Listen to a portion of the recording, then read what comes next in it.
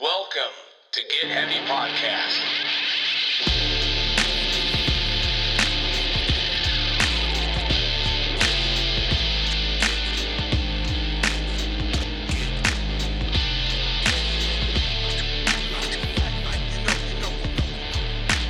With your host, Craig Casamas and Big J Curran.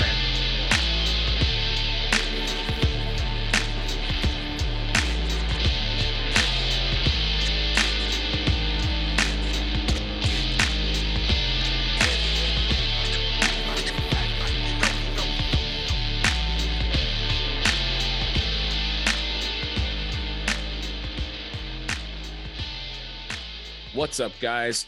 We interrupt this podcast to let you know that we would love for you to, if you follow this page, if you follow this podcast, please remember to like, rate, subscribe, comment, review, however you want to do it on iTunes, on Spotify. Hit that notifications bell on the YouTube page. It really does help push that stuff forward. I appreciate everyone that supported us so far. Also, check out the merchandise. laughjunkies.com.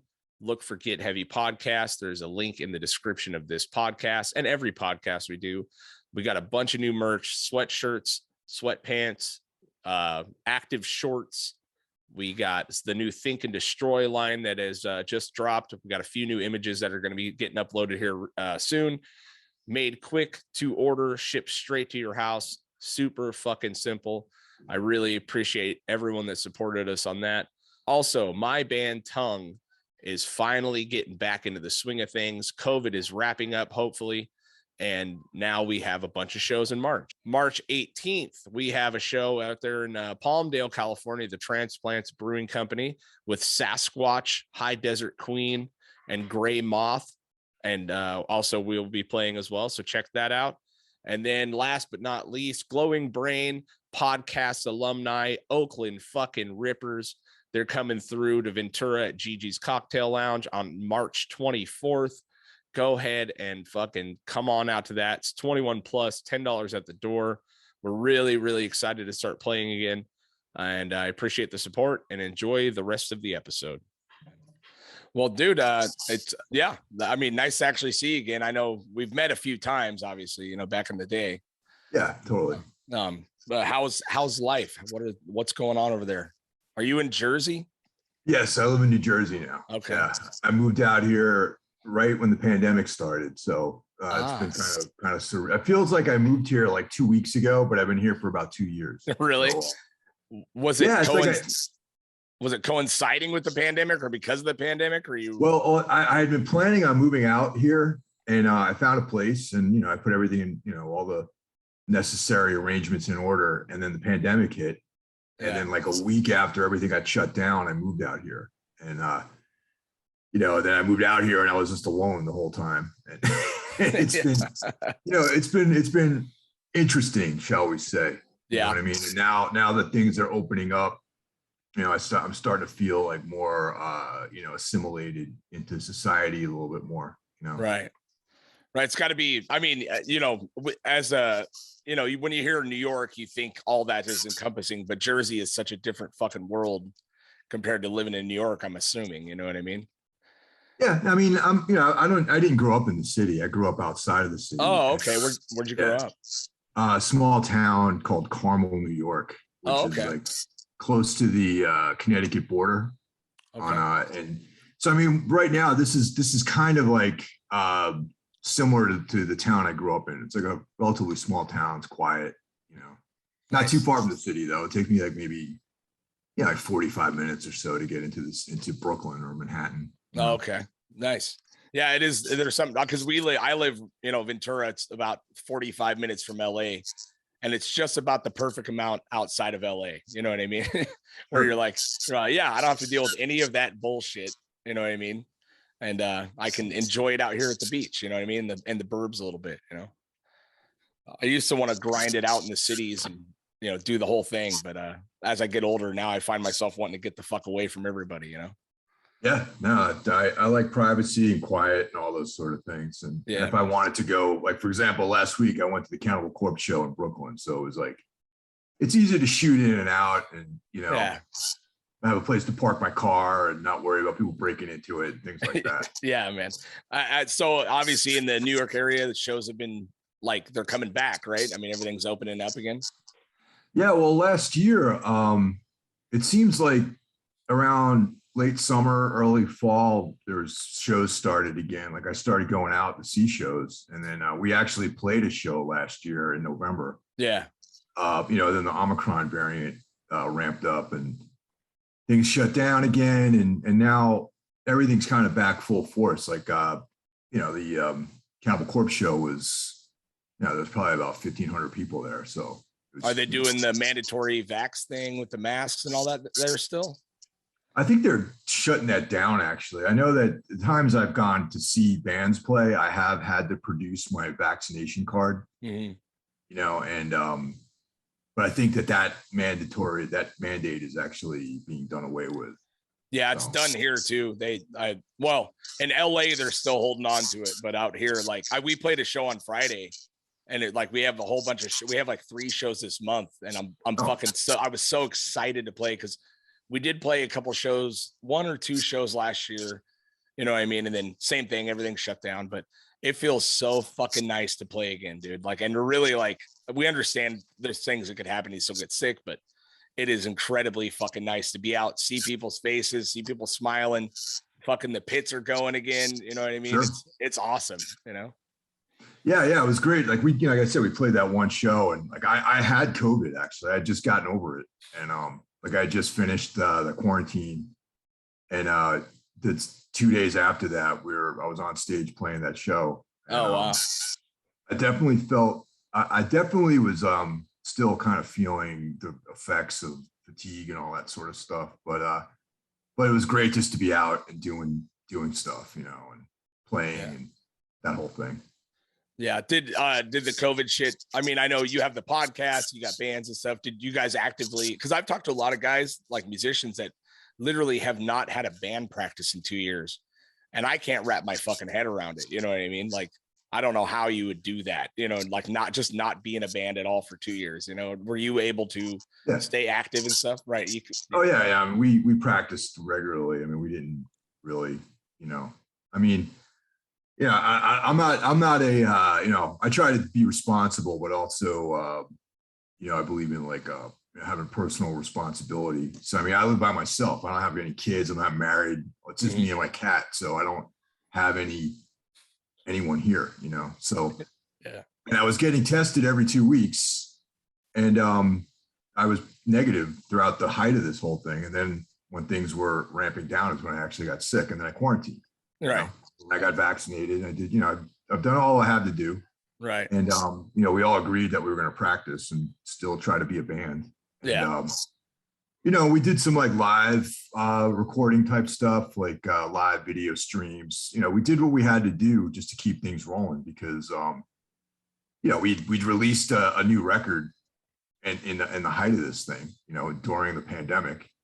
And we just wanted to keep, make sure people knew we were still a band. Right. And I think, we just made some decisions based on that. Yeah. Yeah. Our record came out in June of 2020, and it was like, okay, it's that, and then you couldn't do shit. You know what I mean? So it almost feels like we're just now starting to really think about like doing other shit with this old record. We got a whole new batch of shit ready, but it's weird. It's like we all got like a weird like restart somehow. You know what I mean? Like, yeah, it's very odd. There's like a vibe in the world right now where everyone's at the same fucking level again. I guess so. Yeah, I don't know. I think Metallica might be a little bit ahead of everybody. Yeah. They're doing just fine. They're always going to be fine. Yeah, totally. But your band obviously is pretty active and touring, and I have no desire to tour anymore, dude. Like I've changed my whole entire scope on playing music and touring. Like I'm not even interested in putting out a record anymore, dude.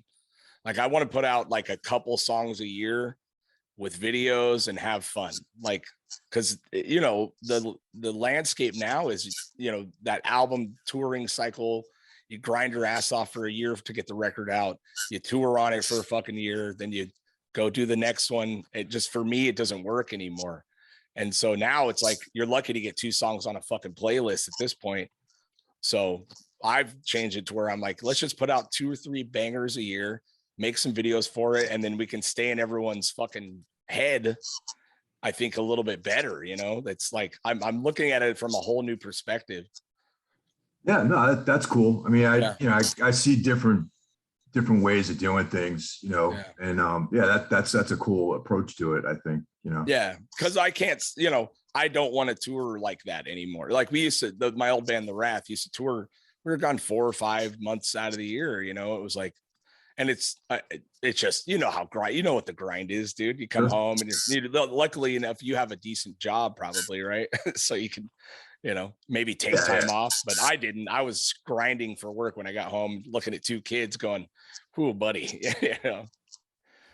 Yeah, I mean, I had it both ways, like where, you know, right now I have a pretty decent setup, you know, with my work, but you know, I've been in positions where, you know, I just didn't have a job, where I would be on the road and then try to figure it out when I was home and come up with gigs and try to do things like, you know, try to have like freelance stuff happening, and you know, and it's definitely you know, a challenge to keep things over the, you know, get things over the fence, you know what I'm saying? And, for sure.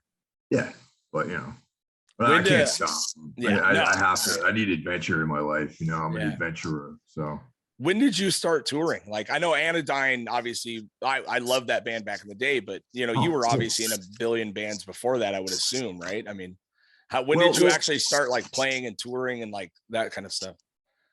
Yeah, I was in a band before Anodyne called Otis that we toured. I'm surprised anyone knows who they are, because it's, you know, there wasn't really, we were together for like maybe 2 years, and so that would be 1995, I think. And that band toured, put out 2 records. That was the first time I'd been to Europe, was in that band, and that was pretty cool. Like, I never thought I'd do something like that. And then Anodyne, you know, briefly I played in a couple of bands in Boston, and then started Anodyne, and then that band lasted for, you know, I don't know, close to 10 years maybe. Right. I think that band broke up in 2004 or something like that. Or I don't even remember. 2005, maybe 2006. So it would have been around there, because you guys came through with Minor Times. Oh yeah. And played at my warehouse, you know what I mean? It was like in Santa Paula. It was very odd, you know what I mean? But it was, you know, a show, and you guys all stayed at this sloppy ass fucking apartment we lived in. You know what I mean? It was so it had to have been right around then, because that's when you know, 2005, 2006, you know. Because I know Tombs, I did Versoma, and then Tombs started 2007, 2008-ish. So yeah, so there was so I would say there's like, you know, touring wise, Otis, Anodyne, Versoma did some, you know, we were only a band, we only played 15 shows, but one of those was a fairly big tour. And then Tombs started, and then that's like what I'm still doing. And we're still out there doing stuff, and, you know, hitting the road and making records and doing all that stuff. Yeah. And you still have the passion, and you want to fucking keep it going. I mean, it's what you want to do, right? I mean, still to this day. I mean, you know, for better or for worse, it's kind of all I do, really. It's all I have. It's like I'm not a family man. I don't even have a girlfriend right now. I have nothing. I just have me. So it's there you go. Yeah. You know, and that's, I don't know if that's by design or if it's just a symptom or of some mental illness I have or whatever, but that's kind of like what, you know, what my life has turned into. Yeah. That drive to create is real, dude. Because, you know, as much as I got going on in my life, like I've said a million times, like if I don't like write music or play music or have a creative outlet, I will fucking kill people, I think. You know what I mean? It's like, it's just built into me. Like, and one of the things I talked about a couple of times is like, COVID was like a weird thing where I really got to sit down and reevaluate, like, for the first time in my life, why I play music anymore. You know what I mean? Like, do I love it? Is it a sickness? You know what I mean? Like, what is the driving force behind being in a band at this point for me? You know what I mean? I got to ask myself some weird, deep questions, and the reality is that I fucking absolutely I love creating something from nothing, dude. You know what I mean? And to be able to share it is cool, you know, but it's the actual creating for me is what gets me stoked. You know what I mean? It gets everything in my fucking brain out, you know? Yeah, I mean that's probably the most healthy way of doing it, really. I mean, some of the people I admire the most really are people who just create just for the act of creation. You know, it's like some of my favorite writers and other musicians, like, you know, especially writers that I like, when they were alive, they were really obscure. No one really appreciated them until decades after they were gone, you know, and then they became these influential people. And, you know, and same thing with like one of my favorite bands of all time is the Swans. And, you know, they like now is probably when they have their highest level of popularity, you know, and Michael Gira spent his whole life trying to create this thing, you know, between Swans, Angel of Delight and all this stuff. And now, you know, I feel like Swans are probably, this is like the most popular they've ever been. It's weird. Swans is because I remember when the doom and the slow shit started coming out, all of a sudden everyone's like, dude, have you guys ever heard this band Swans? They've been doing it for years. You know, they were so ahead of their fucking time. You know what I mean? As far as what it was, you know, before all that shit caught fire, you know what I mean? And you just see these fucking dudes that have been grinding it out for doing exactly what they want to do, how they want to do it, you know, making weird fucking music, you know what I mean? Totally. And they were so ahead of what was going on, you know? Yeah, absolutely. You know, and it's not like they're writing pop songs. And when you go see them live, it's like this whole experience, you know? It is. Yeah, it is an experience, man. I mean, I felt like that when I found Neurosis, even though they're, you know, they've been around for many years, you know. When I found that band, His Hero's Gone, were like massive fucking influences in my life, dude. I was like a metalhead that got into punk later, right? And when I heard like the Ramones, I was like, this is fucking dog shit. Like, you know what I mean? Not that I respect it now, but I was already listening to fucking Cannibal Corpse, and you know, so it was like when I saw His Hero's Gone or like found them, that fucking opened my eyes to like a whole new universe, you know? Yeah, they were definitely like, I'm not really into like all that crust stuff really, but I mean, they're a great band. And, you know, and I'm not really into hardcore punk music really, except for maybe some of the old stuff, you know what I mean? But that whole style, like that Scandinavian American style, I thought was really cool, and they were good at it, you know. And you know, Tragedy is a really good band too. Yeah. They it's just been you know, it's so weird what like you take as an influence, and it guides you your whole fucking life. I always talk about it like, you know, I built a whole entire fucking identity off genres of music. You know what I mean? And like, I'm sure you probably feel the same, but when I look at my kids, they don't give a fuck, dude. They don't care about genres. They listen to everything.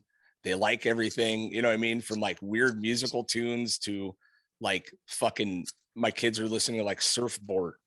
You know what I mean? Like, what the fuck? You know, it's just wild, man. It's a different world now, you know? No, that's good. It's good to be open to things. Yeah. You know, I mean, it's like, I think everything, you know, especially these days in the music that we all listen to, it's like a cross-pollination of a lot of different things. And if people can, you know, grasp other styles and create new expressions, I think that's really what the future is. It keeps things from being stagnant, you know? Yeah. Yeah. Are you a big believer in like, cause you meet old like punks and hardcore dudes, and I'm not one of these, and I don't know if you are, right, but who's like constantly confused by the kids, or does the new shit stoke you out? No, I like a lot of new stuff too. I mean, even stuff that's not necessarily you know, like metal necessarily. You know, I always like listen to whatever's going on. You know, try to keep you know, keep abreast of things. You're out there fucking rocking Lady Gaga while you're at the doing. She's not new anymore, man. She's like an actress now. Yeah, totally. Yeah, she's a Grammy award-winning Emmy nominee now. Yeah. No, you know, it's funny you talk about Lady Gaga. It's like I wanted to like her because I loved Madonna. You know, like when I was a kid. Oh yeah. You know, I mean, you can't beat Madonna. And I was thinking Lady Gaga would be a like a new version of that.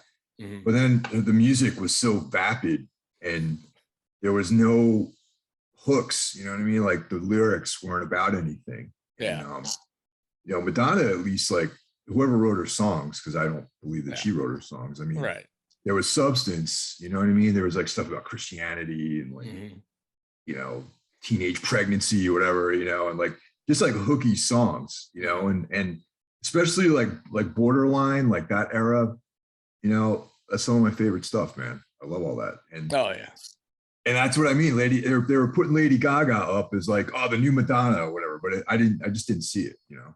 Yeah. Well, I mean, you know, my wife fucking, you know, she listens to it when she's working out and shit, you know, you're like, and I get it. It sets a mood. It's like a party, you know what I mean? Or whatever the fuck it is, you know what I mean? But it's just, but I have to actively fight not being a jaded old shit. You know what I mean? Cause when I do hear stuff, sometimes my immediate reaction is like, you know, but then I give it a second listen and now I'm over here listening to fucking something I would have never thought in a million years I would have liked, you know what I mean? Yeah, you're surprised sometimes. I mean, do you know the band Dialect, like the hip hop group Dialect? I do. So yes. Alop, like he's not in the band anymore, but he was like one of the founders. Mm-hmm. I hang out with that dude every now and then. He's got a studio uptown in Manhattan, and he's always turning me on to like really cool stuff, like that's completely not something I would find myself. You know what I mean? Right. Like hip hop and like R&B stuff, and it's like a lot of that stuff is like really kind of cool, Like there's this guy, his name is like I think he's got to be like 24 years old or whatever. He's like from the UK. His name is Slow Tie, which is like, it has like elements of punk. It's kind of like, you know, it's like a hip hop thing, but yeah, it's cool. There's a song called Doorman by this dude named Slow Tie, and it's like, you know, it's grimy. Like the dude's like some skinny like white dude with like tattoos on his face or whatever, you know. But it's like, I don't know. I think it's cool. Yeah, no, there's like a whole thing of like kids now that are like using in punk rock and metal influence for like hip hop. Like there's Ghostmane and all these fucking wild groups that like, I think Ghostmane has members of Iron Reagan in it. You know what I mean? Like, and they come and play live. But I remember going to a show and there was this band called Horror, and it's like HO99. Yeah, it's in Philly, right? Yeah. And they fucking blew me away, dude. I was sitting there watching them, and I'd listen to some of this stuff, and I was with an old buddy who's you know an old punk rocker, right? And but I'm like, I'm walking through the line, and I'm seeing kids that are going to a hip hop show essentially, but they're wearing fucking long sleeve death metal shirts. You know what I mean? And then they're in the fucking show and they're bouncing and jumping around and doing the thing. It's like a half a pit, half a fucking dance. And I'm watching Horror, and I like had this realization, like, this is the new punk, dude. Like, this is fucking the punkest shit I've ever seen. It goes against everything, you know what I mean? Like, that's happening right now. It's a whole new fucking genre of music, and they're heavy but gnarly. Some songs are hip hop, some songs are like straight punk songs. And they blend it all together in this crazy, weird fucking thing. And I like literally I was blown away. You know what I mean? Like how well they did it.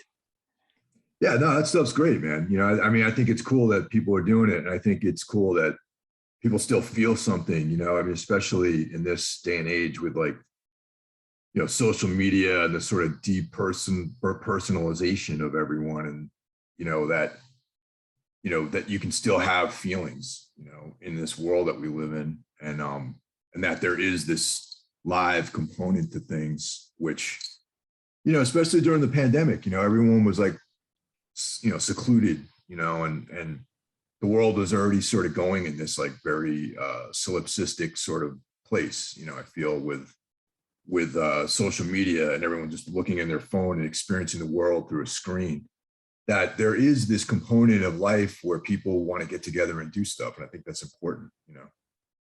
Yeah, you gotta, I mean, it's an unreal feeling to be at a live show together and feeling like the energy together. You know what I mean? The show we played on Friday was like literally our first all ages show we've ever played, you know, cause we're always playing at bars and shit. There's a new place or it's old, but they're doing shows at this Oxnard Performing Center. And it was fucking all ages and literally 120, 150 fucking people there. It was a big show. It was like us and Dr. No. Oh, And cool. you know what I mean? Like, so Yeah. obviously I live in Oxnard, Nardcore. Yeah, make fun of yeah. I people was down gonna here. say, yeah, like old school stuff like that. Yeah. Solid 13, aggression, all that shit. Ill repute, they play all the time. But to see kids literally like under 18, they're being fucking stoked to be at a show, literally having no idea how to mosh, but trying to learn how to do it. You know what I mean? Like, it was such a fucking cool experience, man. Like, and it got me more excited than I've ever been to play a show, just being there and feeling the energy and them being fucking stoked. You know what I mean? And I paid for it. You know, I was moving around way too much. You know, I'm old now, I'm out of shape. I can't fucking bang. I can't head bang like I used to. You know what I mean? Like, at one point I'm like dizzy, you know, like on stage. But the kids were so fucking stoked, man. And it was great, like, man. it was awesome, man. Cause there's been this resurgence in the last few years where kids are starving for something, you know? Yeah, you know, and it's cool that they come out for that stuff, because I've got, you know, I mean, it's easy to get really cynical about young people, you know. It is. But I try not to, you know, and I try to believe that, like, the same kind of things that drove me when I was a kid, that spirit is still alive there, but they're just expressing it in different ways. You know, Right. That's like, you know, it's encouraging to see that, you know. Yeah, it is. Yeah, it is, man. It was I'm still like on a high from it. You know what I mean? It just, you know, made me so excited to see the kids. Cause that's, you know, as a, you know, older dude and punk and all that shit, like, you want to see the next generation pick up the torch, you know what I mean? And take it. And there's a lot of new bands coming out of here. One called Dead Heat.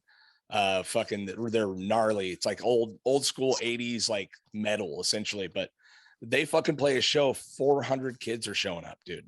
And That's killer, it's man. wild. Like, people are jumping off roofs. It's fucking nuts. And they're blazing their own fucking path. And it felt like for a few years, especially, like, I always said, like, bad politics makes great punk rock, right? So during the Obama years, like, everything started dropping off. You didn't see any kids starting new bands or nothing.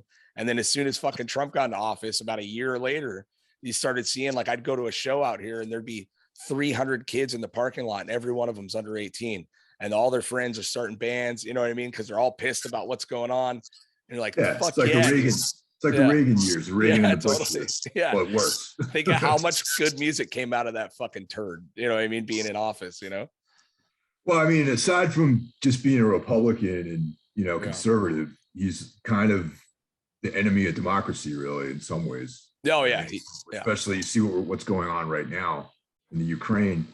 Yeah, you know, and in my opinion, you know, Trump was trying to set himself up as another Vladimir Putin, really. You know, trying to overthrow the government, and, you know, I mean, I don't care how these right wingers want to cut it. That's how I see it. You know? That's how it was. I mean, yeah, for sure. Yeah, and I don't lean. I'm assuming you're. I mean, I've listened to the podcast. I'm a pretty hard centrist. I'm a centrist, definitely. Right, I'm not a left wing nut job either. Yeah, but I do lean left because I don't believe in a lot of the conservative ideologies that are out there. You know, maybe some of the fiscal things. You know, like, but, you know. But as far as like cultural, I'm left all the way. I mean, I think, you know, Roe versus Wade, I support all that sort of stuff. You know what I mean? Like, you know, gay rights, like, you know, trans, all that stuff. But, you know, but I am a reasonable person, though, and I am against a lot of the very unreasonable woke politics and cancel culture and like all that sort of stuff. I believe in freedom of speech. Yeah. You know, and the freedom to express yourself, really. Yeah.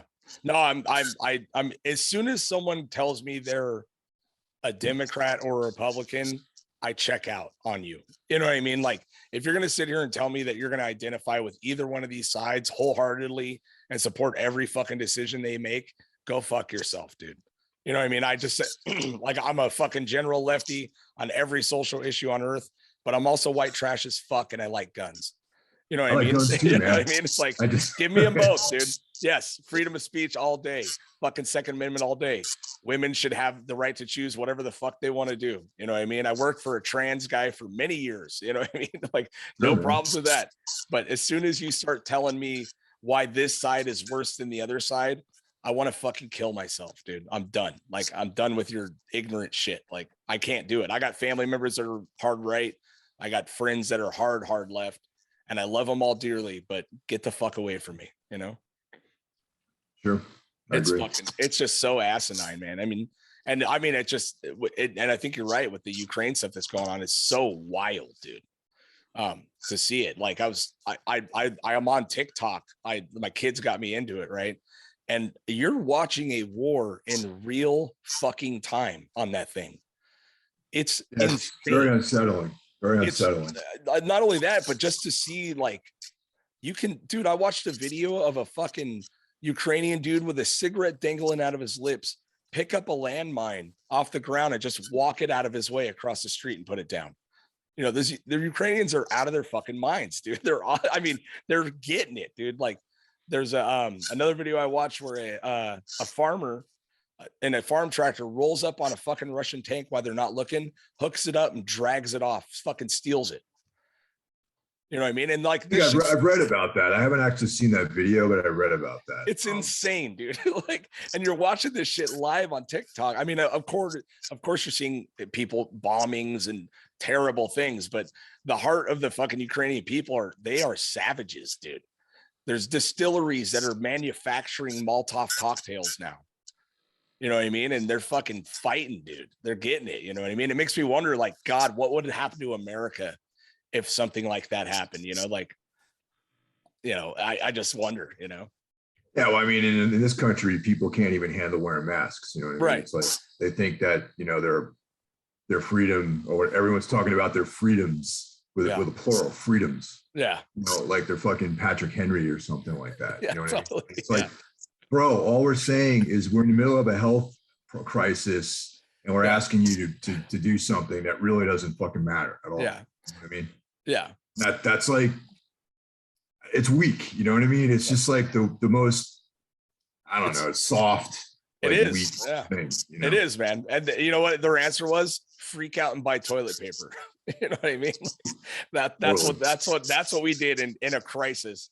We went and racked the shelves for toilet paper. You know what I mean? Like, if fucking someone comes into this country, you know, looking to do something, we might lose half of them pretty quick. You know what I mean? Like, I just don't know, you know? Probably right about that. Yeah. Actually. I don't know. I mean, I don't want to see it happen. And, you know, like I said, whatever's going on in Ukraine is crazy. But to see the Ukrainian people like literally band together like that and you're seeing it in real time, and they're fucking sniping motherfuckers from every orifice. You know what I mean? It's like I'm watching tanks go down streets and they're getting hit with 100 fucking Molotov cocktails while they're driving. You know what I mean? It's fucking. I mean, it's heartbreaking too. Just, you know what I mean? Because one man's like hubris and that people have to pay with their lives, and that his own people are having to suffer. You know, as a result of all this, just because this guy has the fantasy of, you know, uniting the former USSR, you know, and standing in the way of his own people joining the Western world and actually achieving a higher standard of living, you know, and then standing in the way of someone else. You know, it's like if you had, you know, if you live in like, if your neighbor somehow gets like a new car, you know, and it's better than your car, you're like, fuck that guy's new car, I'm going to go and take it. You know, that's the mentality of Vladimir Putin has. Totally, man. Do you think it's, I mean, I've been kind of reading up on it and stuff, but I mean, do you think it is a personal vendetta or how do you view it? Because obviously there's tons of natural resources there. There's the terrifying notion to him that they're going to join NATO, you know what I mean, and start parking missiles next to the country. But also, I mean, I think his mom was Ukrainian, and it was like one of the last things he fucking promised her before he died, you know?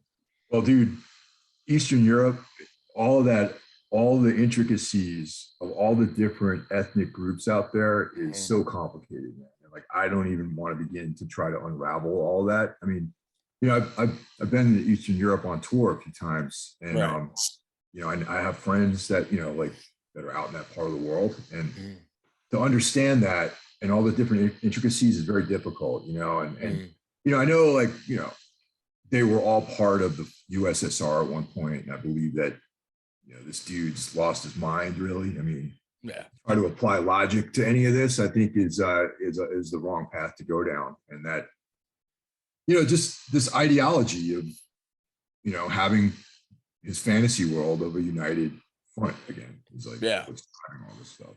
you know. Yeah, it's fucking sad, man. I mean, it's just so wild, you know. I wonder, because I've always said Trump was the kid that plays checkers, and when he loses, he's just gonna wipe the board. You know what I mean? Because he's definitely not playing chess. But I wonder, like, that's what scares me about Putin. Oh yeah, that's what's terrifying everybody. You know what I mean? Like, if he is backed into a corner and knows it's over, is he gonna hit that fucking button, dude?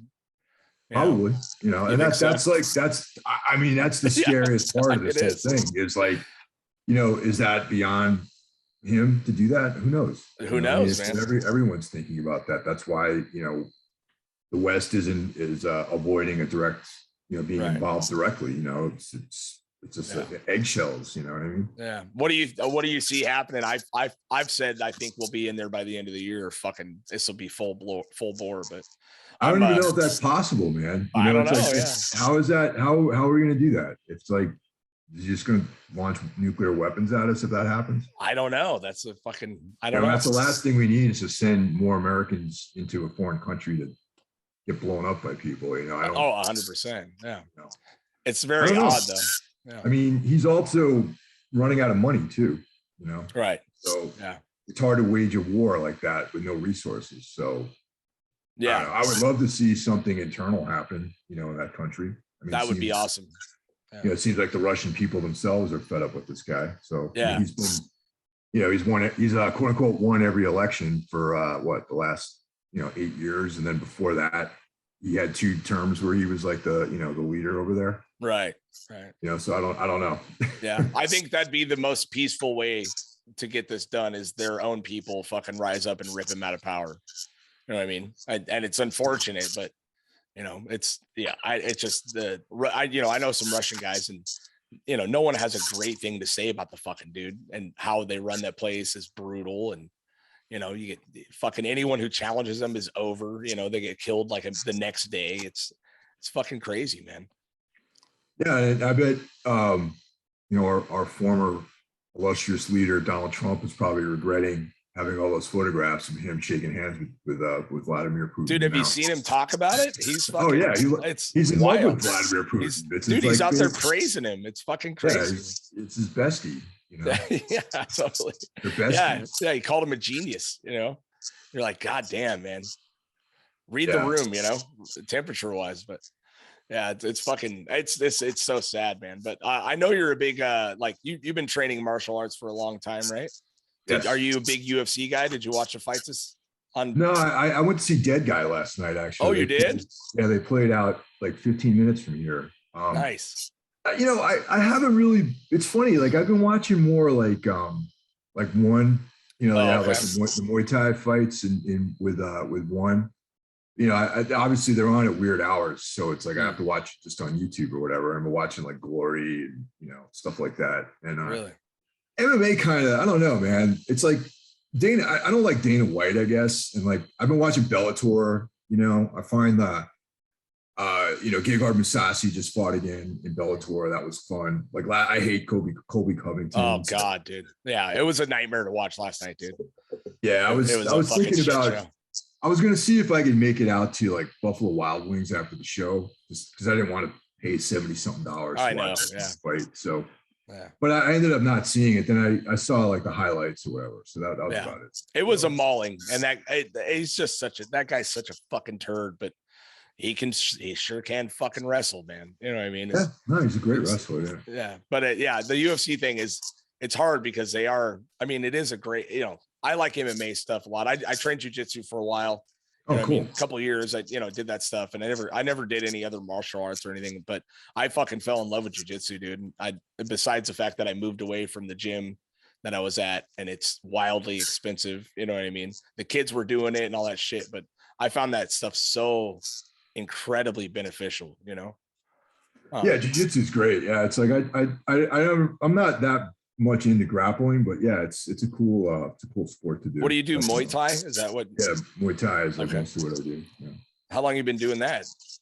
At this point, I don't know, probably like 12, 13 years. I would think. Okay. Wow.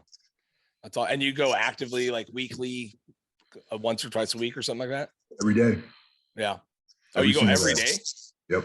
God damn, bro. Okay. Dude, Yeah. I have nothing else, man. Like you don't see any women here. You don't see any, it's just me and my cat. I don't like, even see your cat, so I'm questioning that now, dude.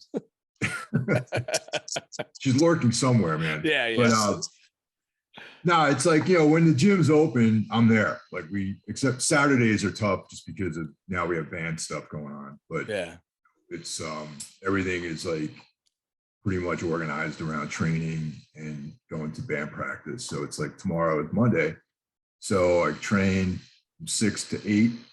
I drive to the practice space and I meet everyone at 9 and we practice. We do that a couple times a week. Oh, so right. 2 hours a night, and then practice. So that's kind of, the life I lead right now. Yeah, that's rad, man.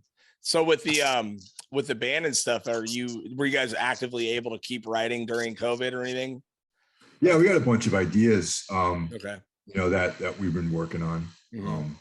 That's what was good about the pandemic was having time to just sort out your ideas. It's like, I mean, even when we were touring a lot, during the active touring years, I was always writing songs and ideas, and we'd always work on stuff in practice and everything. And that without the shows and the travel, it gave us more time to come up with ideas and write. Like I keep a notebook that I write lyrical ideas in and things like that. And so yeah, it's just we're always working on new things. We actually have a new song, like it's not announced yet, but we have some new stuff coming out in the spring around some other touring that's not announced yet. That there's gonna be like a video and similar to what you were talking about, where it's like a couple songs and a video, thing like that. Keep things rolling. Little media blitz, man. Yeah, because one thing for COVID for me, it fucked up my songwriting, dude. I literally I don't know what it is. Like I think I can't write unless I'm under like chaos and pressure. And I need like a hard deadline to like really get in gear. And when we were in COVID, like I launched this podcast again, which was like rad. And that's taken up a lot of my fucking creativity and time and stuff like that. Yeah, it does take a lot of time. It certainly does, but with the music, like, we have a bunch of shit written, but we like literally could not get motivated to like write like we should have. We should have had 2 fucking records done by now after 3 years, and it really fucked up my whole process. I don't know what it was.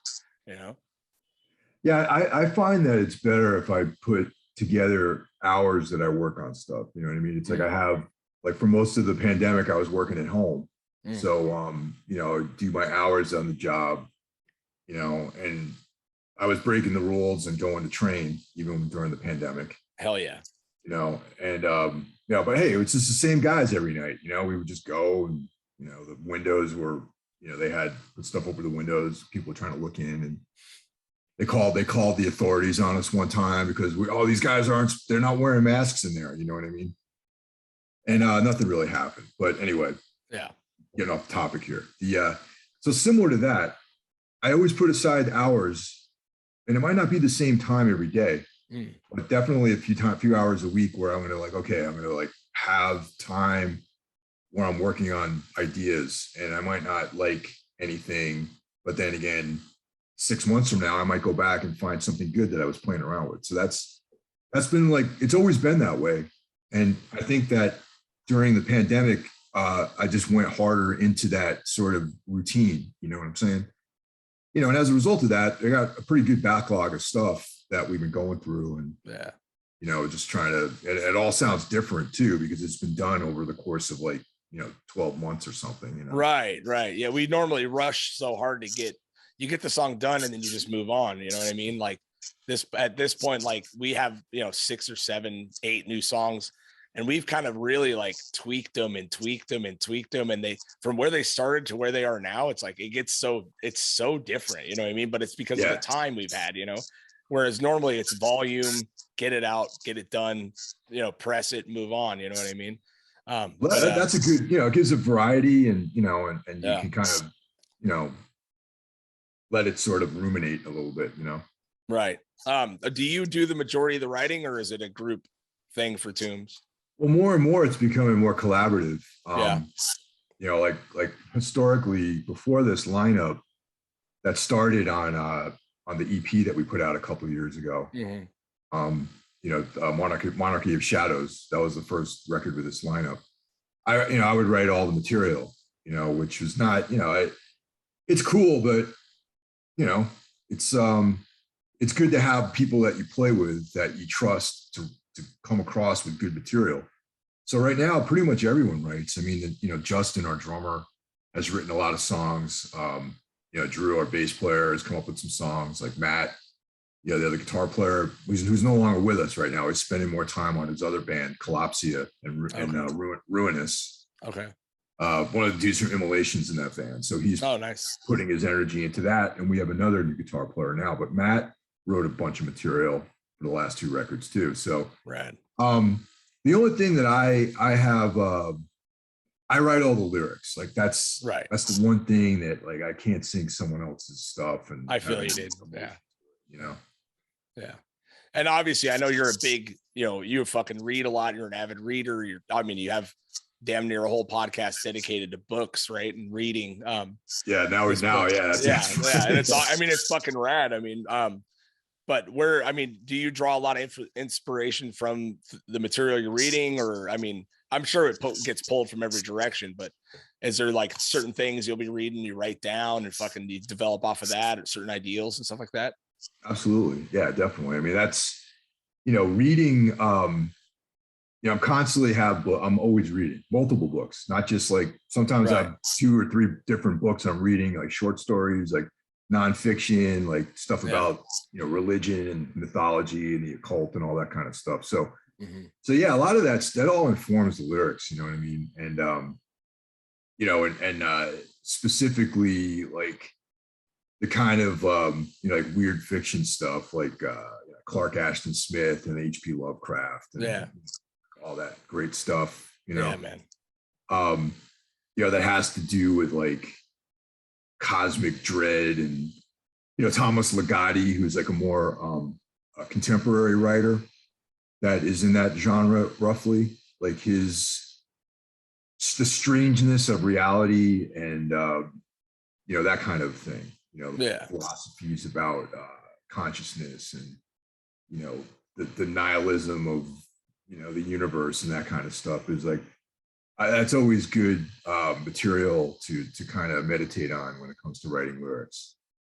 You know? Yeah, it makes sense, man. I mean, yeah, I'm a big fan of fucking H.P. Lovecraft, you know, fucking all. I mean, when I read it when I was younger, I didn't understand what the fuck was going on, you know what I mean? But as I got older and read through it again, it's been years since I've done it, but you know, the cosmic dread is what literally like spawns it for me. You know what I mean? Just that existential fucking, the impending doom that will come back to repay us all, you know, at some point, you know?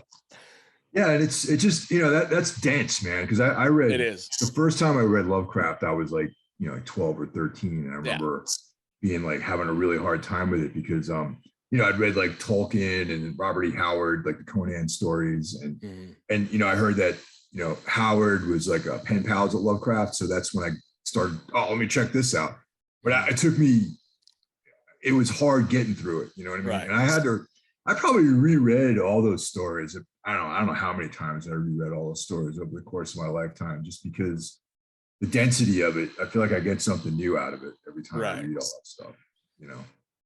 Yeah, it is. It's dense, dude. But I mean, so here's what I wanted to know. Do you physically read books, or are you are you on the tablet now? Is it I both actually? You do both? I have books. Yeah. You know, I have a whole library of books. But I found that some stuff you can't find. Like there's certain stories and stuff. If you really, you know, you're going back, like a lot of the stuff I like from that style is like out of print. You know what I mean? Yeah. So sometimes you can only find it on Kindle, and sometimes there'll be these awesome collections that you can get for like $3, and you got like short stories in there. Yeah. So I'll do both. And the thing I like about the Kindle is you can read it in the dark. You know, you can like lay down in your bed and read in the Light dark. some candles, get romantic. You know what I mean? Or, you know, like I said, like a lot of times Yeah. to help myself fall asleep, I'll read something in bed, Yeah. and I don't have like a reading lamp in my bedroom, so I just Yeah. have a Kindle, you know, going. Yeah, it's fucked up, man. Over the last like 5 years, it's mainly audiobooks for me. And so I say I read things, but I didn't read anything. You know what I mean? So I don't know. Like, I wonder, like, does it count? I mean, I listened to it, but you know, it's like, Do you retain? oh yeah. Yeah. I Okay. retain it pretty well. Yeah. Like I listened to the whole entire Game of Thrones series. You know, that was fucking 40 hours of my life. You know what I mean? And I do retain it pretty well. You know what I mean? But when I got really into like the war of art, you know what I mean? Shit like that. That's You know a what I good mean? book Like too, I was yeah. real into that stuff for a while, you know, that kind of the self-help fighting, Yep. I was on, you know, I lost 80 pounds like 5 Oh, good years for you, ago. man. Yeah, it was That's awesome. And then kept it off for a couple of years. I've always been fat my whole life. I just can't. It's like I've manifested everything I've ever wanted in my life, touring, playing music, fucking blah, blah, this and that. I can do it. I can do it all. The weight loss is a fucking nightmare. You know, it's like the one thing, you know what I mean? And A lot of people struggle with that. everyone, you know. And so I kept it off for a few years and then had some wild, crazy shit happen. And then literally stress ate like 50 pounds back, like over the last couple of years, you know what I mean? So now here I am again, you know, trying to get inspired and finding shit to fight resistance and fight, you know what I mean? Just trying to get myself. So I listen to a lot of books now because I just don't have time to actually sit down and read, but I drive a lot for work. Oh, right. I can listen to them in That's my car, you know. I do heavy equipment. I'm like a heavy equipment operator. Oh, okay. Right. So That's awesome, man. yeah, I used to run like huge freeway projects, heavy civil engineering stuff. I was a superintendent for a big, huge company. Yeah. But now now I teach. I'm like I work for my union. Oh, wow, man. That's awesome. Yeah. I'm You're an instructor for operators and things like that. Yeah, the operating engineers. Yeah. That's great, man. Yeah, it's cool. And it's weirdly fulfilling, but it takes up, you know what I mean? Like I'm outside all fucking day, you know what I mean? Which is awesome. That's exactly put me on a fucking bulldozer on the side of a mountain. I'm good. It's like, that's my happy place, you know? Yeah. Being outside is good, man. That's like, yeah. You know, get the sun and all that stuff, fresh air. Yeah. Yeah. What do you actually do for work? I'm a mechanical engineer. Oh shit. All right. There you go then. Cool. Don't get outside much though. No. No, it's mostly like at my desk, you know, doing boring shit that, you know, meticulous, boring stuff all day long. Yeah. I mean, obviously you went to school, got a degree for all that shit, or did you just get into it? How'd you get into that? Well, I got a degree. I have my PE license in New York State. Oh, damn. Yeah. So I went the whole nine with it. Damn. That's cool, man. Yeah. That's I got the PE during the pandemic because I had nothing else to do. There you go. So, yeah. There's always a joke in I worked with civil engineers, you know what I mean?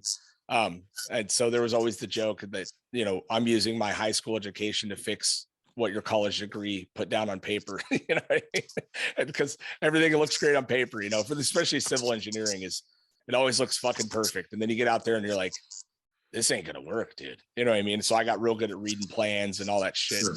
And it's a different fucking world though, man. That being on that side of your side of it, you know, like I don't know, you know, I don't think I'm smart enough, you know, but who fucking knows? You know, it's just studying and like having the right type of resources to like, you know, I don't know. I don't think it's not rocket science, honestly, man. No. It's just, you just got to like put the time in and learn. It's just like anything else. Anyone can learn anything, in my opinion. I don't think it's got anything to do with, you know, intelligence or whatever. Just no more intelligent. I'm no more intelligent. I just work hard. Really, I guess that's what it comes down to. Well, and that's what I find, like a lot of I found many times that guys that grew up like you, like me, the guys that take chances on themselves, create their own world, fucking see shit to the end, you know, be in a band, go on tour, book your own fucking tour, eat shit on the road, no one to blame but yourself. That shit goes so far in the real world. Yeah, you know what I mean? It really does. Like every punk rocker I know gets in and dominates a job and fucking climbs to the top pretty quick.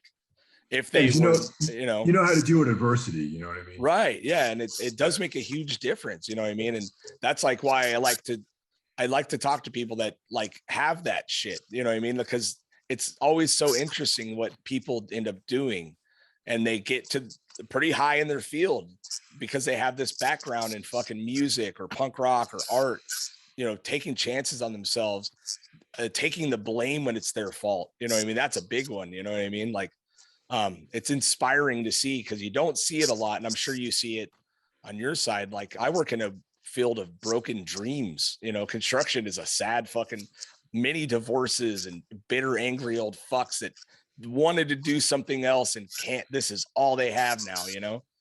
Yeah, no, I mean, I interact a lot with people in the trades and stuff too. And, you know, and yeah, I get that, you know, I understand that.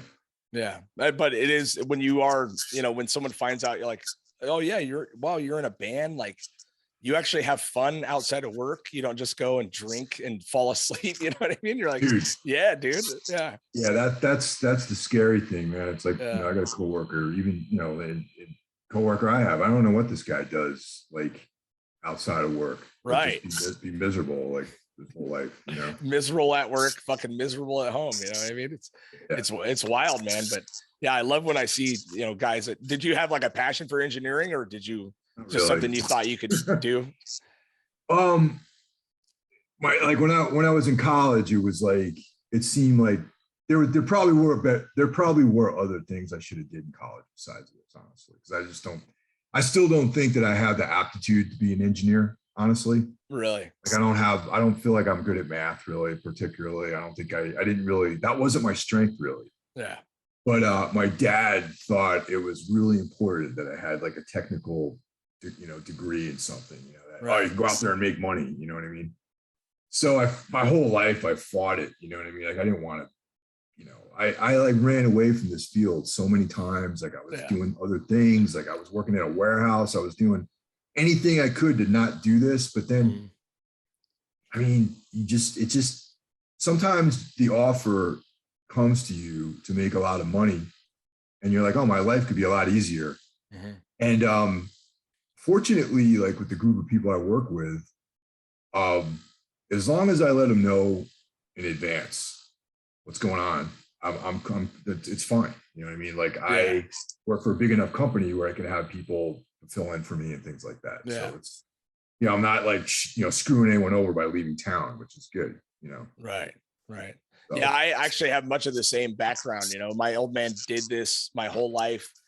I didn't know him that well when I grew up. He bailed on us. You know, I was a single mom, 4 kids, fucking lived in poverty my whole life. Right. But like, fuck you, dad, I'm going to be a musician. You know what I mean? Like, kind of shit, you know. Eventually I got to the point where I had 2 kids, and it's the only thing I ever asked the motherfucker for was a job. You know what I mean? Help me get a job. And I got in, dude. And it was hard to learn, but I was shocked at how fulfilling it was. You know what I mean? Like, really building something that you could potentially last hundreds of years. Yeah. No, you know what I mean? Like, it's fucking kind of cool, dude. You know what I mean? Like, and I found the job very fulfilling, and I had to shift my ideals, everything I thought that it was going to be. And I decided, like, no, I'm not only am I going to do your job, I'm going to do it fucking better. And I'm going to get higher in the fucking industry than you'll ever think about getting. You know what I mean? And I made superintendent in 10 years and topped out, you know what I mean? Like, and it was all just out of spite, you know what I mean? Like, of a job I didn't even want to fucking do that bad. You know what I mean? But when I got in there, I realized, like, it was life-changing money for me. And I could eat shit for that amount of money for a while, you know what I mean? Until I've got my feet in the ground, you know. But that punk rock drive, like, I swear to God, it's like what boosted me the whole time, you know. Like, oh, fuck you, dude, I'm gonna show you, and then I'm gonna show you again, you know. Like, sure. Fuck yeah, you know. But yeah, it's interesting.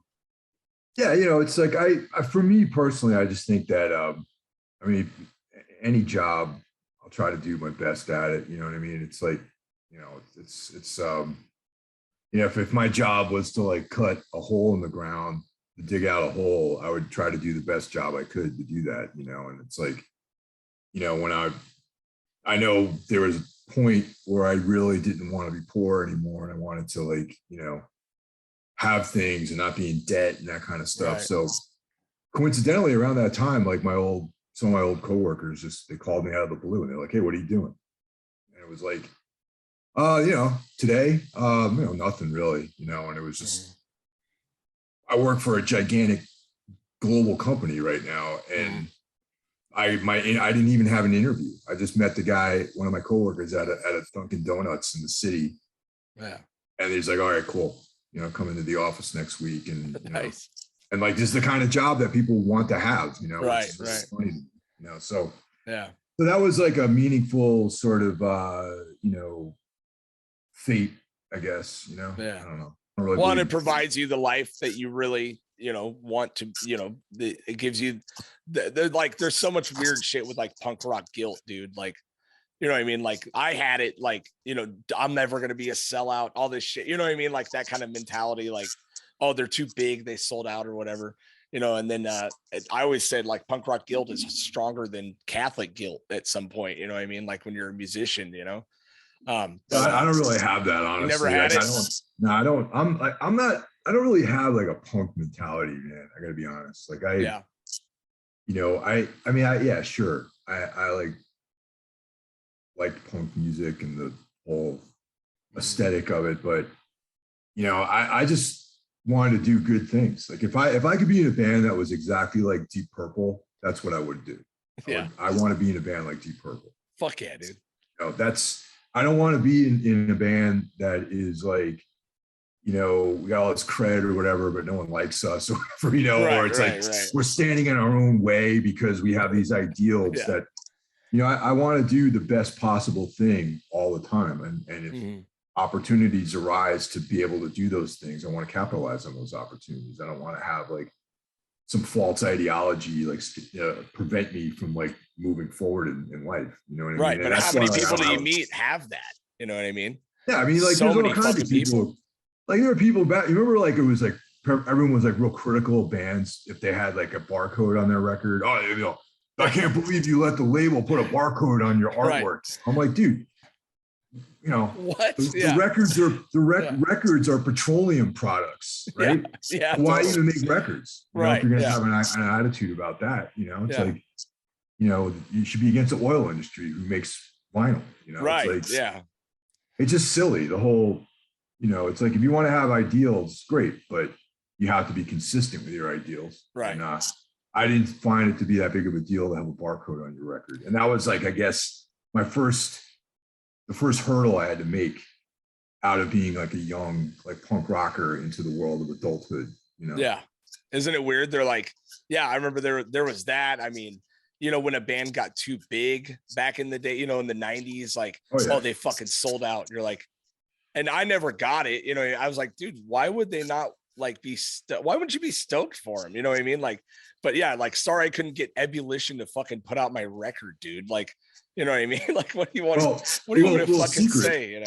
You know, everyone that didn't want to have a barcode on their record, it's like I used to work at a record warehouse when I was in the 90s when I was in Boston, and all those Ebullition releases, they put a barcode on the. It would go on the record anyway. So yeah, Ebullition's from Santa Barbara. We used to go there all the time. You know what I mean? And they're great people. You know what I mean? Yeah, Kent McCard. He's a great fucking dude. You know, but it's just, you know, I remember it being a big deal. They at some point were wrapping them and then putting it on the fucking outside wrapper so they didn't have to put it on the actual vinyl, and it was like a whole fucking thing. You know? Dude, I got too many other problems in life to deal with, and whether or not there's a barcode on the. You know, right? Yeah. You know what I mean? And it's like, I mean, the thing is, I think, you know, I got into punk because it was the only thing that I could be active in. You know, like as a young guitarist or whatever. You know, it's like, cool. You know, you're vegan, whatever, great. You know, don't like bands became popular because they were vegan. Oh yeah, straight edge, not because they were good bands. You know what I mean? And that seemed fucked up to me. You know, it's like, why not? Why can't a band become popular and successful because they write good songs and kick ass live and all this stuff, work really hard? You know? Right. And you know, Black Flag, you know, they had a time when people loved their punk music, and then when they started changing, people were, oh, these guys want to sound like Motley Crue or whatever, you know what I mean? It's like, you know, they made In My Head, oh, it sounds like Richie Blackmore's Rainbow. We can't listen to that, you know? Yeah. In My Head is my favorite Black Flag record, you know, because it's them expressing themselves freely the way they want to make music that they want to make. And that's what people should embrace that mentality instead of criticizing them for it. Right. Like, oh no, you can't do this because you can't have this thing here because it doesn't fit the rules of like whatever, fad you guys are on. You got to wear big pants or whatever. Right. And like, I don't know. I just I stopped paying attention to that stuff. I think back in like the late 90s, maybe. Well, yeah, because you realize it doesn't matter, and then you realize how hard it is to be in a band that works.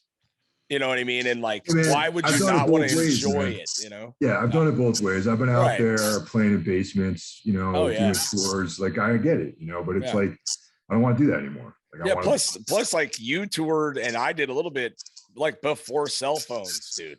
Before Google Maps, you know what I mean? Like fucking out here like an asshole with a Thomas guide and a calling card, like a fucking with a calling card. Yep. Oh my God, get me the fuck out of here.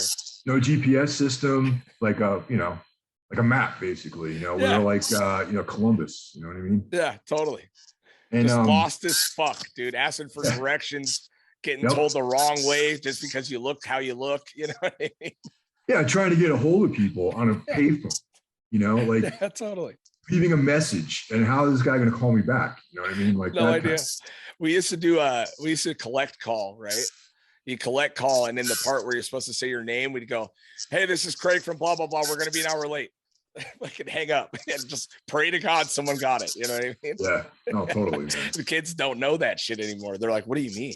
You're like, "Yeah, dude." Like, I had this younger band come in. And we were talking about touring, back in the day, like before Google Maps, before MapQuest. And they were like, "What the fuck? What do you mean?" I'm like, "Yeah, dude, you just had to like wing in a prayer. That's all you had." You know what I mean? Like, you talk to a guy through a letter and then fucking hope that in a month from now you showed up and he did what he said he was going to do, and then oftentimes it worked, and sometimes there wasn't even a show. Like, would drive out, you'd be out there in like Idaho or something, and like, he moved out, he left town, man, that guy's not here. What are you talking about? Show, he's in jail, that guy's gone, man. Yeah, dude, we did a show one time with this. We set up a whole fucking US tour. We were supposed to play in DC, right? This kid was like so responsible, was like the first one to get me info for, you know what I mean? Like this whole month-long tour he booked. We fucking get to DC. It's my birthday. I'm stoked about the show. We go to the place. It's completely shut down. And I'm like, this is weird. This is weird, right? Like, this, not a human in sight, right? I don't even know where. It was like a restaurant, you know what I mean? And so I call the fucking kid and I go, "Hey, is, I don't know, Jake there?" And this lady goes, "He's grounded." And I went, "Yeah, it's like, what do you mean he's grounded?" She's like, "He's 16 years old and he's fucking grounded. He can't talk on the phone." And I went, fuck, dude, you know what I mean? Like, here we are. We went and had a great night anyway at the 9:30 club, got hammered, you know what I mean? But it was a fucking, you're just like, you just had no idea, Yeah, and that's cool and all, but it's like, it's good to do these things, but like, it's nice. It's nice not to do them either. You know what I mean? It's nice to have a professionally booked tour and like, right. Play through a sound system, and know that you're going to get paid, and know that the show was done professionally, and like, and like, I haven't had any guilt about any of these things at all. So those are the perks that you earned, right? I mean, at this point, it's, fuck yeah, man. And still, it's hard, man. It's still not easy. It's still not like, Mike's a, fucking whatever, but it's like, I mean, you do this long enough and you try to do your job. You try to do things as best as you can do. And it's like, if, hopefully things progress. And like, I like the progress that we made as a band. And, I'm not going to like apologize for it. It's like, we earned everything, Yeah. Whatever meager success we have, we earned it, Oh yeah. 100%, dude. Yeah. And that's the thing that people easily forget, is how much fucking work it takes to really make a band. I mean, 10 years for a hardcore band is about 3 times longer than most hardcore bands. You know what I mean? Like, totally. Or a metal band or whatever the fuck, you know what I mean? It's incredibly impossible to keep people together like that, for that amount of time, like my band, The Wrath, was together for 10 solid years. And the only reason we stopped is because I had to stop it. I had to either shit or get off the pot. It was either going to tour 9 months out of the year and try to fucking eat off of whatever plate High on Fire was doing. You know what I mean? Like get leftovers from them or something, you know, like that's, or fucking not do it. You know what I mean? And that's where I was. I was like, I'm fucking done for now. You know, I'm done. You know, this is it. But it's, you earn every ounce of that shit. You got to go through it, you know, but it teaches you a lot. It's good. Yeah, totally. Yeah. You know, but you know, it's, you know, I would still, even if it was harder, I would still do it. You know, like I don't, like I said, that's not the end goal. The end goal is to create music and play. Right. You know, and if it was very difficult to do a US tour, I would stay and just do regional shows. Like I don't, you know, it's, for me, it's the act of doing is more important. You know what I mean? The adventure. And, yeah, the adventure aspect of it. Right. But you know, like I said, I just went through this whole tirade about like, you know, deli trays and hotel rooms or whatever. But it's like, yeah. But at the end of the day, that is ours because we built up to that level. You know what I mean? Right. But that wasn't the end goal. The end goal was to make music and play and be creative. You know what I'm trying to say? I just want to make sure that I'm clear about that. No, 100%, dude. Yeah. So what I know, obviously you got Everything Went Black podcast has been around for a while. Like how many years have you been doing this? Because you were doing it years ago when I met you. Yeah. I was doing, it's been about 10 years. And, has it really? Wow. Yeah. Yep. But there was, I took it wasn't consistent because for a while I was hosting the Gimme Radio podcast. Mm-hmm. That was a weekly show that I did for them. So when I was doing Everything Went Gimme Radio, Everything Went Black, I would maybe do like one episode a month or something like that because it was kind of like conflicting. You know, it'd be the same type of stuff really. Mm-hmm. So I had to get creative with what I was doing with the other one. But then after a while, I just got burned out on doing Gimme Radio. And then I just went into Everything Went Black and made that a weekly show. And now it's better than ever. It's like revitalized. And I just, I launched a Patreon for it and been very, very, very grateful to the supporters because people actually, you know, support the show now, which is really interesting to me. And we do a lot, you know, bonus episodes and then episodes in the regular stream that are you know free to everyone through like you know iTunes and everything. But the Patreon episodes are a little bit more specialized, and you know people will make recommendations of things they want us to talk about, and you know some of it is you know new stuff that I'm working on. Like for example, I have another band that's called Scorpion Throne. Okay. That I've been posting like works in progress on the Patreon. Like you know, we have these 4 songs. There's going to be an EP coming out later this fall or the spring rather.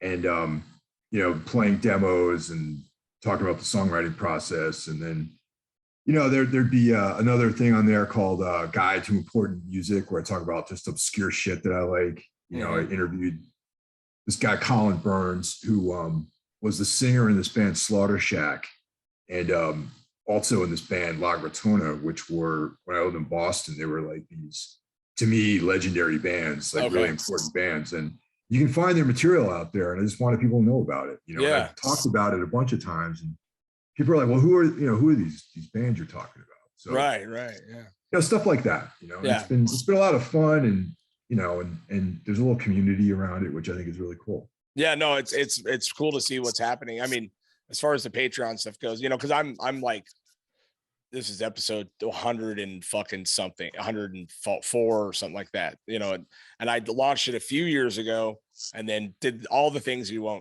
not supposed to do, not consistent, fucking, you know what I mean? Bad quality, fucking the whole deal, you know what I mean? And it's hard to stay consistent. It's so hard, dude. It's ridiculous, you know, but since I have gone with it, and it was the COVID was what brought it out, because me and my buddy who used to be my co-host is he's a tour manager, right? So his world ended and we just wanted to be able to catch up with friends, but we did all the things. But I love the fucking Patreon stuff, dude. It's really cool, like for you to be able to do that and then watch people jump in, subscribe, and then now you're you have this whole community built, you know what I mean? And it is nice to have some financial help, you know. But I mean, you're doing movie reviews, all kinds of shit, you know. I've been thinking maybe even just doing the whole thing on Patreon, honestly, man. It's like just that's it. Even because like as it stands right now, even the normal streamed shows, the shows that are available for free, if you're on Patreon, you get those in advance. Right. Because like obviously, as I try to stay a few weeks ahead. I'll like bank up episodes, but if you're on Patreon, you can hear everything as it goes up. Mm-hmm. So I've been toying with the idea, just having it be that, because I'm like, those are the people that are really interested in the stuff. So maybe that's the audience. Yeah, totally, man. I mean, keep it going. I know you're a big horror movie fan. You're a big then there's all that stuff. Necromaniacs, which is the other podcast. Yeah. Right. Where it's just all talking about horror movies and old slaughter films and shit like that, right? Yeah, I mean that's always going to be just like a free thing, because we don't have our shit together ever on that show. It's like we are so like by the seat of our pants on that. Oh, really? I wouldn't feel comfortable accepting money from anyone, because we're never like on point, really. So yeah. Right. Yeah, but I mean, there's obviously tons of fucking movies out. Like, what is your favorite? Do you have a favorite horror movie? Is it like something that sticks out, or is there a specific genre of shit that sticks out? Dude, I know you're into werewolves. We know this. I love werewolves. Yeah, I know you love werewolves. Yeah, werewolves. I mean, The Howling is an American Werewolf in London. The Howling. Right. Those are two great werewolf movies. Right. I was a teenage werewolf, like the old school like one. I don't know why I love that movie so much, but I do. Yeah. What is it about werewolves that like why werewolves? Well, like for you, because some guys are vampire guys, some guys are zombie. Vampires are cool. Maybe. I don't probably like vampires, but the werewolf thing, it's like the idea that it's kind of like you give up your humanity. You know what I mean? Like you embrace like this like wild, primal side of yourself, which everyone has inside of them. And I think that's the beauty of the werewolf anyway. It's like, right. The full moon comes out and you have no choice but to let go of your humanity. It's just like such a fascinating, thing, and they look cool. Like I have like, you can't really see them here, but I got like some cool like werewolf like artwork. Yeah, dude. In the apartment, but like, they just look cool too. The transformation. It's just, I don't know. It's cool. Yeah, I'm a big fan of like monsters and shit. Obviously, look behind me. Big fan of art and all that shit. But I've heard you talk about werewolves multiple times, and I'm like, what is it about a werewolf? And like I've been really into the fucking Korean horror films lately, dude. They are killing it. You know what I mean? Like, and it's a lot of zombies and shit like that. Yeah. Like, which is fine, and they're all good. But some of the suspenseful ones are just fucking brutal, dude. Like was it Parasite? Is that? Oh yeah, that came out a few years ago. Yeah, I mean, I watched that and I was fucking floored. You know what I mean? And so I've delved. I was a big fan of Old Boy and all that shit back in the day too. But the Korean stuff has like been coming out as crazy. You know what I mean? Yeah, I like a lot of that stuff too. Like the Train from Busan was awesome. I mean, that was like that's. Oh right, yeah, that was a great one, dude. Yeah, I like zombies. I just think that it's a little bit overkill at this point. It is. Like, I mean, but I still watch The Walking Dead. Do you really? You're hanging in there, huh? Yeah, the last season. I checked out, dude. I checked out like 3 seasons ago. I couldn't fucking do it anymore. I mean, it's the last season, man. So I got to see it to the end. It's I read the comic books for a long time. You know what I mean? And I don't think I ever finished those, but I was pretty far ahead when, and then obviously shit's kind of strayed, right? You know what I mean? From the comic books essentially. But, I read a lot of the comic books. Those were fucking incredible, Yeah, Kirkman rules. I have I got the good. whole set. I got the whole comic set. I read the whole thing. I mean, that's why I watched the show, is because I was reading the comics. Oh, and, okay. And the those are great. I mean, obviously Night of the Living Dead's a classic. Yeah. Because of the new Texas Chainsaw Massacre that came out, which I hated. Oh, did you? You hated it? Yeah, I didn't like it. I haven't seen it yet, but I'm not. Well, don't let me sway you, but I'm not sold on Texas Chainsaw Massacre as it is. You know what I mean? Like the original is awesome, but I don't need to see the 4th remake of it. You know what I mean? Like there's just no point, dude. The original is genius. The original, it's hard to top. Yeah, that's one of my favorites, and also Henry, Portrait of a Serial Killer. Oh, so good, dude. That is one of the truly, I don't think a movie had ever made me feel icky like before I watched that fucking movie, dude. It's I felt unsafe after watching that. Literally, yeah. Yeah, like I felt like I was in danger at all times after watching that film, and that's what prompted me to start training martial arts. Actually, yeah, I mean, like when I was in high school, like, you know, I wrestled and all that stuff, and I didn't really do any kind of like boxing or anything like that until after high school. And it was when I saw Texas Chainsaw Massacre. Henry, Portrait of a Serial Killer. I was like, man, I got to learn how to defend myself. Like, dude, you know, there could be some guy out there lurking in the darkness that's looking to kill me or whatever. It's giving me a fucking anxiety attack even thinking. It's been years since I've watched it, but the first time I watched it, man, I was like at a chick's house. You know, we were there to do, you know, we were Netflix and chilling, right? Yeah. And she was like, have you ever seen this movie? I'm like, no. She's like, me neither. And boy, did it fuck us up, dude. It killed the mood and all the moods after that, dude. You know, it's fucking it sounds brutal. Like the same mistake I made. I took a girl out to go see Blue Velvet one time. And it was just like, oh, wow, this girl must think I'm like a creep taking her to see this film. Oh, fuck. You know, like she actually wanted to leave after the obvious scene with Dol Rossellini and Dennis Hopper. Oh boy! And I was like, oh my god, I hadn't seen the film either at the time. I was this is a cool movie, you know? Yeah. Oh, it's fucking brutal, man. Yeah, there's some brutal old movies out there, man. My daughter just watched Heathers the other day. I was fucking tripping. She wanted to watch Heathers, dude. Yeah, that's a good movie, man. I hadn't seen it in a while, but all the kids right now, my daughter's 14, they're all into the 90s now. It's like a massive 90s resurgence. She's listening to like all girl, like 90s band, whole fucking, all these things are coming back, dude. It's such a weird time. It's like I'm reliving my own childhood right now. Like, you know, we're sitting down, we watched Heathers, we watched fucking The Breakfast Club the other day. Oh wow. You know what I mean? It's like, she's like stoked on it. And I'm like, how did this happen? Like, what the fuck's going on? You know, it's interesting. It's kind of like that though. You know what I mean? Yeah. Like it's like things cyclically become nostalgic with people, and like younger generations are like, oh, this is like, you know, I feel like the 90s are definitely back again. Yeah. Oh, I know they're back because I saw a kid wearing Jean Co jeans the other day.